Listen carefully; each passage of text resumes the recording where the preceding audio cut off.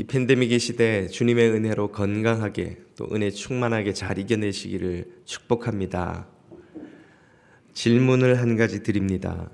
차범근 선수를 넘어선 세계 최고의 리그 EPL에서 뛰고 있는 한국의 자랑스러운 축구 선수 누구입니까? 모르는 분이 없으시겠죠. 바로 세계 최고의 윙어이자 공격수 중 하나로 인정받는 손흥민 선수입니다. 몸값이 1,000억을 넘어섰다고 하는데요. 역대 어떤 한국 선수의 수준보다도 뛰어난 체력, 기술, 스피드, 힘, 슈팅 거의 모든 분야에서 참 최고의 수준을 보여주고 있는 선수입니다. 오늘날의 그 손흥민 선수가 있기까지 여러 성공의 참 요소를 꼽겠습니다만 빼놓을 수 없는 인물이 있습니다. 바로 그의 아버지 손웅정 씨입니다. 그 자신도 축구 선수였던 손웅정 씨는 자신만의 독특한 축구 철학을 가지고 어린 손흥민을 오랫동안 훈련시켜 왔습니다.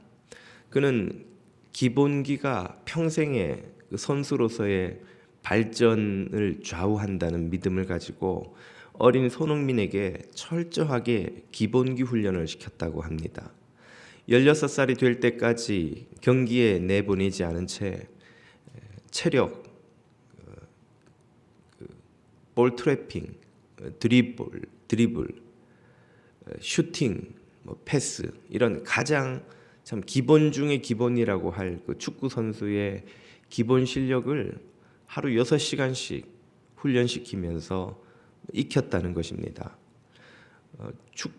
슈팅을 하루 1,000개씩 양발을 모두 오른발 1,000개, 왼발 1,000개 매일 1,000개씩 슈팅을 시키고 2단 뛰기 줄넘기를 매일 수천 개씩 시키면서 평생을 달려갈 그 체력 그리고 기본 기술, 볼을 다루는 기본 능력 이것을 철저하게 몸에 익힌 후에 그 후에야 팀에 들여보내서 전술을 배우게 하고 팀워크를 경험하게 하고 그렇게 함으로써 이 손흥민 선수를 성장시켰다는 것이지요.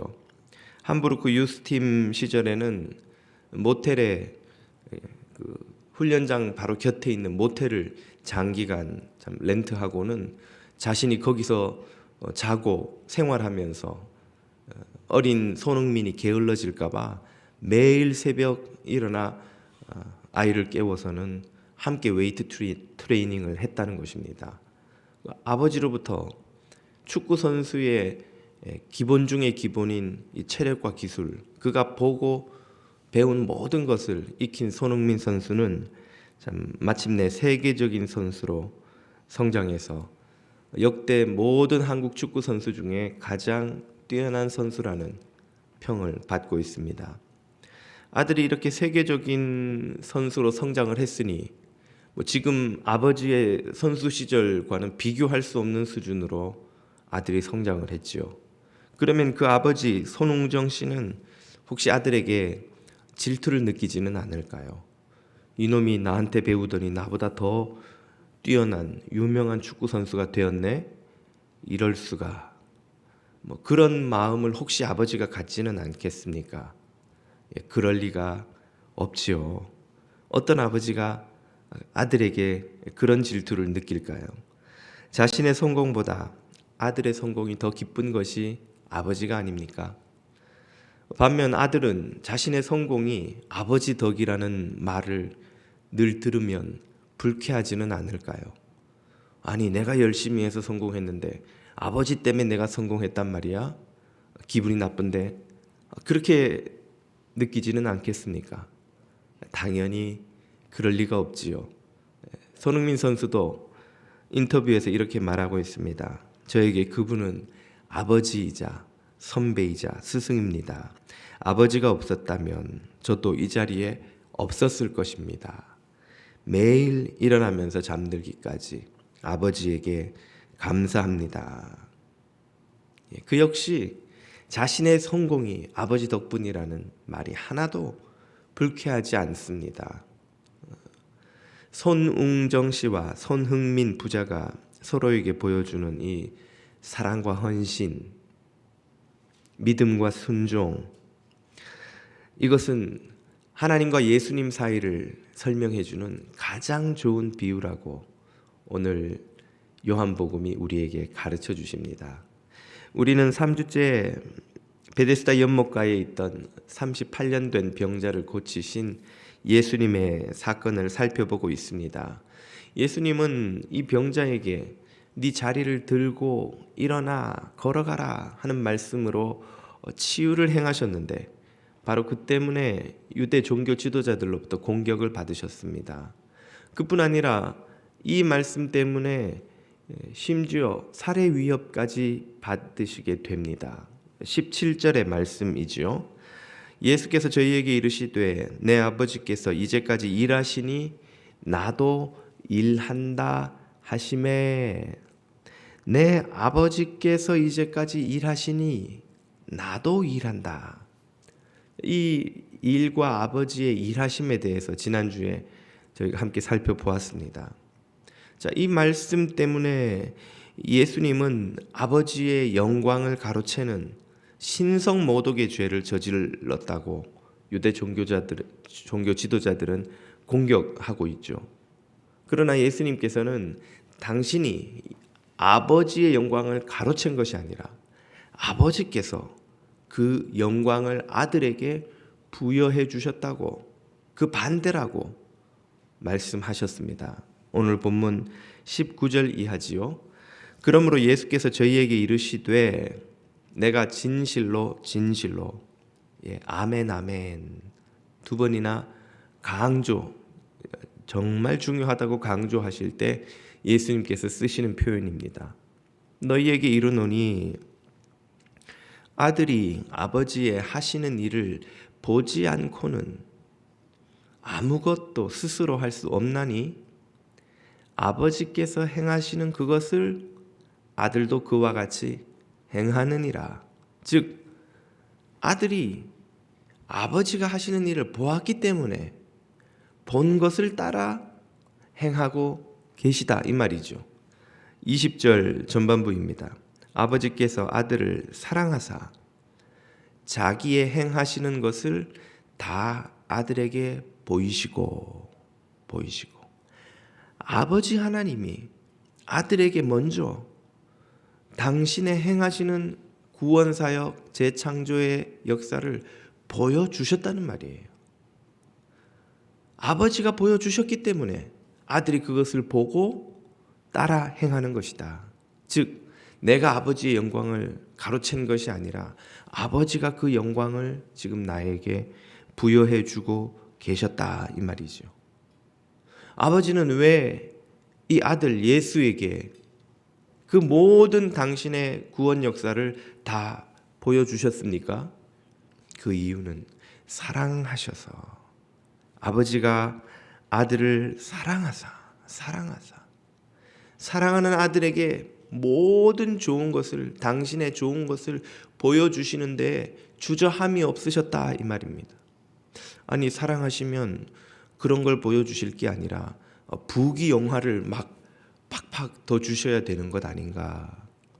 그런 사랑에 대한 유치하고 천박한 생각을 성경은 가르치지 않습니다. 하나님이 아들을 사랑하셨기 때문에 주신 일은, 해 주신 것은 아버지의 모든 구원 사역을 아들에게 다 보여주셨다는 말이죠. 이것이 진정한 사랑입니다. 어떻게 보이셨을까요? 아들에게 성령을 부어주시고 그 성령을 통해 모든 아버지의 사역을 보여주셨다는 말씀을 요한복음 3장에서 이미 하셨습니다. 34절 하나님의 보내신 이는 하나님의 말씀을 하나니, 하나님이 하시고자 하는 말씀을 하나님이 보내신 예수께서 하시는데 어떻게 그것이 가능하냐? 이는 하나님이 성령을 한량없이 주심이니라.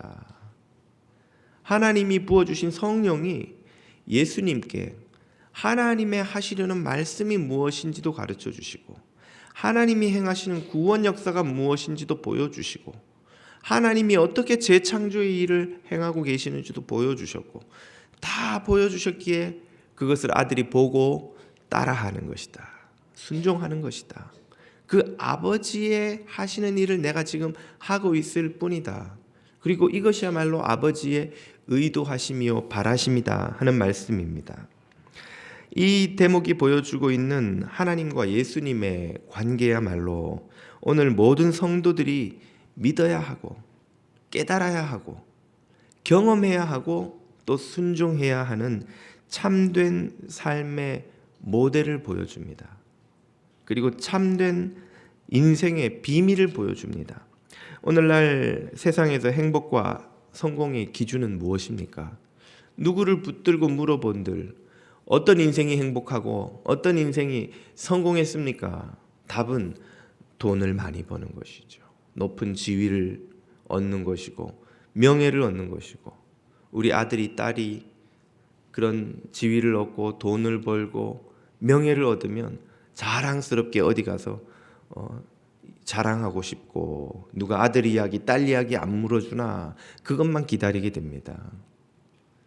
그것을 얻지 못하면 딸 이야기 아들 이야기 하고 싶지 않고 괜히 그런 자식 이야기 하는 데 가면 기분이 좋지 않은 거예요. 왜입니까? 우리 아들이 돈을 많이 벌지 않았으면 성공했다고 여기지 않는 거예요. 높은 지위에 오르지 않았으면 자랑할 거리가 없다고 생각하는 것입니다. 이런 사회는 그야말로 천박하고 유치한 세상이 아니고 무엇이겠습니까? 유치원생들이 모여 앉아가지고 내 도시락 가방은 루이비통인데 네 가방에는 브랜드가 없네, 우리 집은 헤라펠리스인데 니네 집은 임대 아파트네, 얼레리 꼴레리 하고 아이들끼리 그러고 노는데, 정신이 제대로 박힌 교사라면 그 아이들에게 뭐라 말하는 것이 마땅하겠습니까? 얘들아, 너희들에겐 헤라펠리스에 사는 게 중요한 게 아니야. 도시락 가방이 루이비통이고 아니고는 아무 의미도 없는 것이란다. 너희는 엄마 아빠의 사랑을 받으며 건강하고 예쁘게 깨끗하게 자라는 것이 중요한 거야. 제대로 정신이 박힌 교사라면 그렇게 가르치지 않겠습니까? 근데 만약에 교사마저 그렇게 노는 아이들을 모아놓고, 그래 맞아, 헤라펠리스 아이들은 이렇게 놀고 임대 아파트 아이들은 저쪽으로 가서 반 따로 해줄 테니까 너희끼리 놀아라. 만약 교사가 그렇게 가르친다면 그야말로 막장 유치원이 아니고 무엇이겠습니까? 이런 막장 드라마 같은 이야기들이 오늘날 세상이 아니던가요? 교회마저 돈, 성공, 지위가 하나님이 주시는 복이요, 그런 걸 얻은 사람이 하나님의 사랑과 복 받은 사람이요, 그런 걸 얻은 사람이 교회에서도 기침하고 목소리 내는 그런 세상을 만들고 있는 것은 혹시 아닌지요? 그러니 성도들까지 목숨 걸고 돈, 성공, 지위, 명예를 얻으려고 교회 밖에서나 교회 안에서나 우격다짐을 하고 싸우는 것이 아닌지요. 톨스토이가 대문호라고 불리는 이유가 무엇입니까? 피츠제럴드의 위대한 개츠비가 영미문화권의 위대한 작품으로 인정받는 이유가 무엇이던가요? 막장으로 치닫는 세상에 그렇게 가면 안 된다고 경종을 울린 작품이요 작가들이었기 때문이 아닙니까? 세상에 잊고 지내던 진정한 삶의 의미와 가치에 대해서 일깨워 주었기 때문이 아니던가요? 세상의 문학 작품도 울리고 있는 이 경종을 교회가 울리지 못한다면 교회가 있어야 할, 이 세상에 있어야 할 이유가 무엇입니까? 위대한 진리를 품은, 성경을 품은 교회가 그 보석 같은 성경의 진리를 세상에 퍼뜨리지 못하고 오히려 세상의 가치에 오염되어 세상의 성공의 기준을 가지고 교회에서도 성공한 인생을 가른다면 그야말로 부끄러운 일이 아니고 무엇이겠습니까? 인생의 행복은 얼마나 돈, 성공, 지위를 차지했느냐가 아니라 하나님이 보여주신 것처럼 진정으로 사랑하며 헌신하며 살았는가입니다. 진정으로 누군가를 사랑하며 그를 위해 헌신한 적이 있는가? 보통 우리는 자녀들에게 그렇게 합니다만 그것마저도 이기적인 우리에게 쉬운 일은 아닙니다. 착하고 기특한 일을 하는 부모의 기대를 충족시키는 자녀들을 사랑하고 헌신하는 것은 상대적으로 또 쉬운 일입니다만은 때로는 기대에 어긋나는 부모를 실망시키는 그런 자녀들을 끝까지 사랑하고 헌신하는 것은 훨씬 어려운 일이죠. 그러나 그만큼 귀한 일이기도 합니다. 아프고 문제를 겪는 자녀들을 끝까지 사랑하고 헌신하는 것은 정말 어려운 만큼 또 귀한 일입니다. 어떤 이들은 피 한 방울 나누지 않은 이에게도 자신의 삶을 헌신하고 사랑하기도 합니다. 정말 고귀한 삶이 아닐 수 없지요. 인생의 가치는 죽을 때 통장에 얼마나 쌓여 있느냐가 아니라 얼마나 사랑과 헌신의 잔고를 하늘의 통장에 많이 남겼는가인 것입니다. 그것을 하나님과 예수님의 이 관계가 우리에게 보여주는 것이죠. 인생의 성공은 예수님처럼 진심으로 신뢰하고 순종하는 이가 있는가 하는 것입니다. 보통 우리는 부모님에게 이렇게 합니다. 그러나 역시 어리석은 우리는 부모님에게 끝까지 그렇게 하는 것도 그리 쉬운 일이 아닙니다. 성숙한 부모님은 상대적으로 쉽겠지요. 그러나 미숙한 부모님도 세상에는 있습니다. 그런 부모님을 끝까지 존중하고 신뢰하고 순종하는 것은 더 어려운 일이지요. 이기적이고 못된 상사가 있습니다. 믿을 수 없는 동료가 있습니다. 마음에 들지 않는 친구들, 고객들이 있습니다. 그런 이들을 마음으로 존중하고 신뢰하고 순종하는 것은 어려운 일입니다. 그러나 그만큼 귀한 일이기도 합니다. 세상에서는 그런 이들을 어떻게 합니까? 무시하죠. 멸시하죠. 경시하죠. 괄시하죠. 천시합니다. 그런 이들을 끝까지 멸시하지 않고 미워하지 않고 조롱하지 않고 마음으로부터 존중하고 신뢰하고 순종하는 것은 어렵지만 주님이 명하신 것이고 그만큼 귀한 것이며 하늘의 상이 큰일인 줄 믿으시기를 바랍니다. 그것이 우리 인생의 진정한 성공의 척도입니다.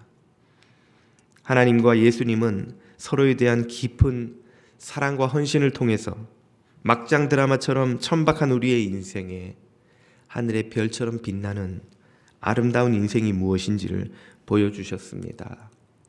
오늘 저와 여러분이 우리의 아버지 하나님, 우리 구주 예수 그리스도를 본받아 사랑과 헌신, 신뢰와 순종의 삶을 살 수 있기를 주님의 이름으로 축복합니다. 이렇게 예수님께서 하나님과 당신이 특별한 관계에 있다고 주장을 하셨는데 이 주장을 유대인들이 믿기가 쉬웠을까요? 어려웠을 것입니다. 그러니 그들이 예수님을 죽이려고까지 하지 않았겠습니까? 그래서 하나님은 그들이 믿을 수 있도록 특별한 계획을 또 하나 준비하셨습니다. 20절을 다시 보십시오. 아버지께서 아들을 사랑하사 자기의 행하시는 것을 다 아들에게 보이시고 또 더 큰 일을 보이사 너희로 기여기게 하시리라. 너희를 놀라게 할 큰 일을 계획하고 계신다는 말이죠. 그 큰 일이 무엇입니까? 21절입니다. 아버지께서 죽은 자들을 일으켜 살리심 같이 아들도 자기의 원하는 죽은 자들을 살리느니라. 예. 죽은 자를 살리는 이 사건이 아들에게, 예수님에게 있을 것이다 하는 말씀이죠. 유대인들은 죽은 자를 살리는 것은 하나님만이 행하실 수 있는 구원의 능력이라고 믿었습니다. 만약에 예수님이 죽은 자를 살리시는 사건을 보여주신다면 이 예수님이 하나님께로부터 왔다는 사실을, 하나님의 아들이라고 예수님 당신이 주장하시는 그것을 부인할 수가 없게 되겠지요. 그래서 하나님께서 준비하신 계획이 바로 예수님을 통해 죽은 자를 살리는 것입니다. 그리고 그 사건이 얼마 지나지 않아 요한복음 11장에 가면 나사로를 살리시는 사건으로 나타나죠. 나사로를 살리시게 된 이 사건은 우연히 어찌어찌 하다 보니 나사로가 마침 죽어서 예수님이 구원을 행하시게 된 것이 아닙니다. 방금 우리가 읽은 이 본문에서 보았듯이 예수님의 하나님의 아들 되심을 사람들이 믿게 하기 위하여 하나님이 철저히 준비하신 계획인 거예요. 그래서 나사로가 병들었다는 소식을 듣자 예수님께서 어떤 반응을 보이시는지를 확인해 보면 알 수 있습니다. 요한복음 11장 4절로 가봅니다. 예수께서 들으시고 이르시되 나사로가 병들었다고? 그 소식을 듣자마자 이르시되 이 병은 죽을 병이 아니라 하나님의 영광을 위함이요 하나님의 아들로 이로 인하여 영광을 얻게 하려 함이라 하시더라. 아멘. 이 나사로가 병든 것은 하나님의 계획의 일부라는 거예요. 이 일을 통하여서 하나님의 아들 예수님이 영광을 얻게 하려고 하나님이 계획하신 일이다 그 말이죠. 실제로 이 나사로를 살리신 사건 후에 어떤 결과가 나타났습니까? 사건을 마무리하는 11장 45절로 가면 마리아에게 와서 예수의 하신 일을 본 많은 유대인들이, 나사로를 살리신 이 사건을 보고 많은 유대인들이 저를 믿었다는 거예요. 예수님이 하나님의 아들 되심을 이 죽은 나사로가 다시 살아난 사건을 통해 사람들이 믿게 되었다 하는 말입니다. 이것이야말로 하나님께서 나사로 사건을 통해 의도하신 바요, 오늘 요한복음 5장의 본문을 통해 하나님이 계획하고 계시다고 말씀하신 그것입니다. 하나님의 의도는 무엇이라고요?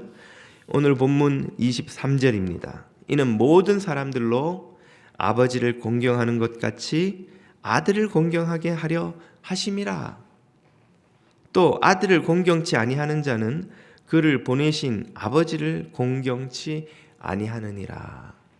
여기서 공경하다 하는 단어는 믿는다 하는 말로 바꿔도 의미가 전혀 바뀌지 않습니다.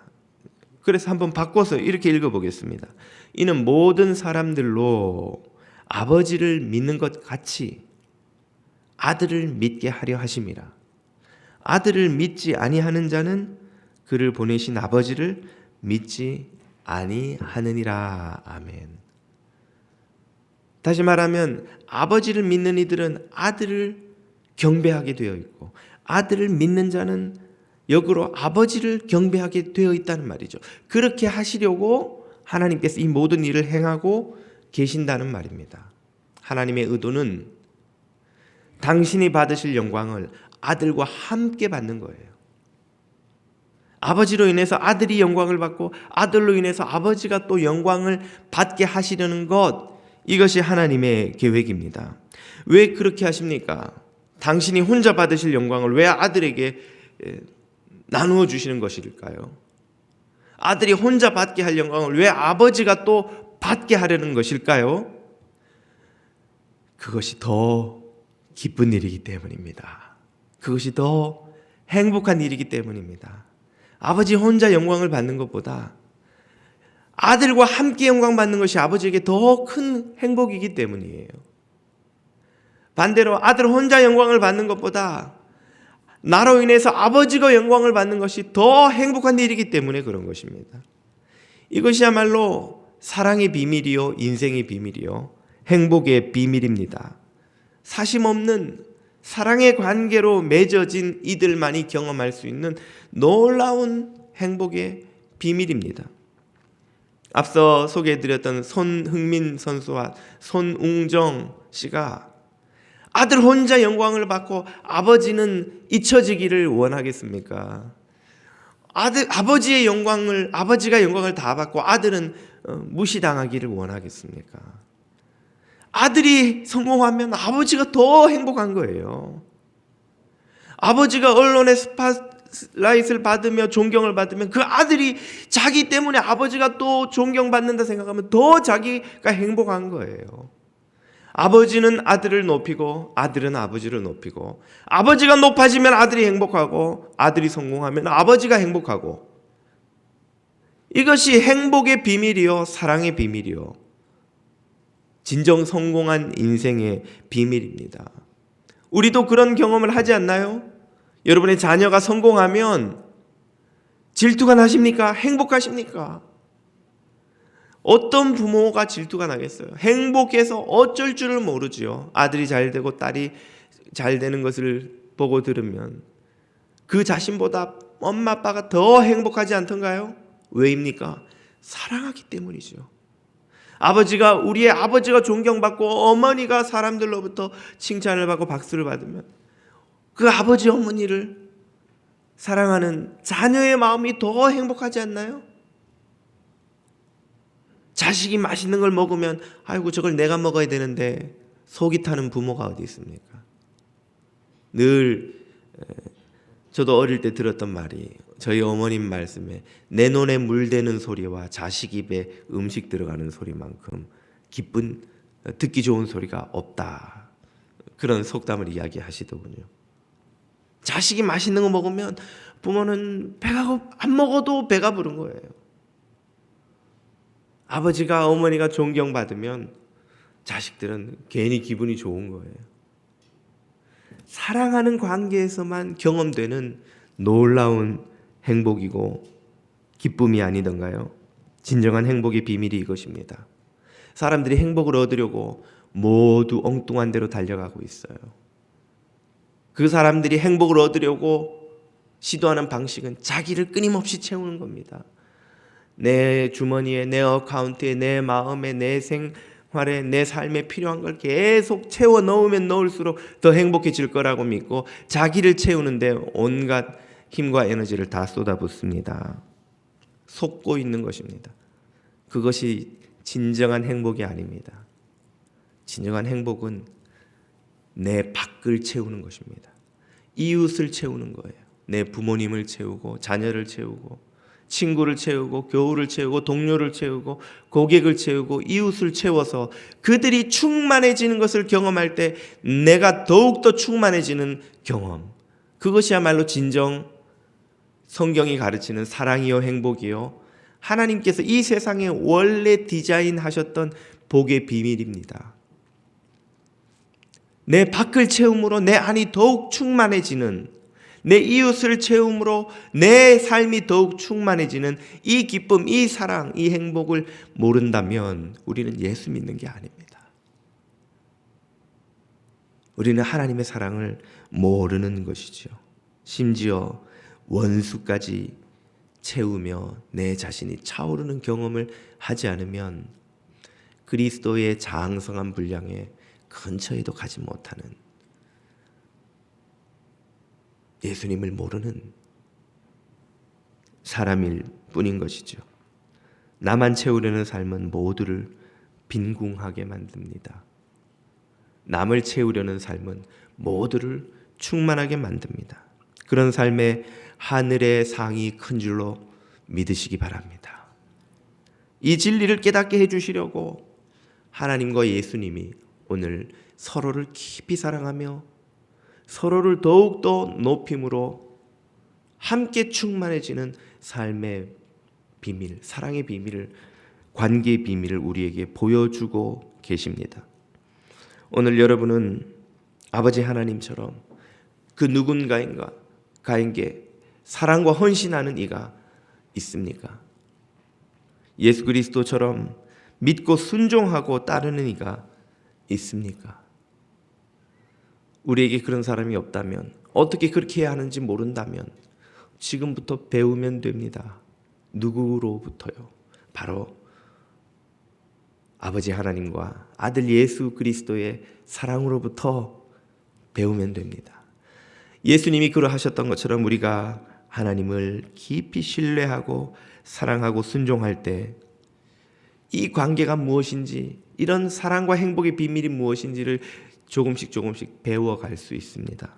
이것이야말로 거듭남의 시작이 아니고 무엇입니까? 예수 그리스도를 닮아가는 것이 아니고 무엇입니까? 그리스도의 장성한 분량에 이르기까지 자라가는 그 첫걸음이 아니고 무엇이겠습니까? 서로 깊이 사랑하시고 헌신하시고 순종하시고 신뢰하시는 하나님 아버지와 예수 그리스도의 이 놀라운 사랑을 본받아 진정한 사랑의 능력으로 살아가시며 행복을 누리시는 저와 여러분이 다 되시기를 주님의 이름으로 축복합니다. 기도드리겠습니다.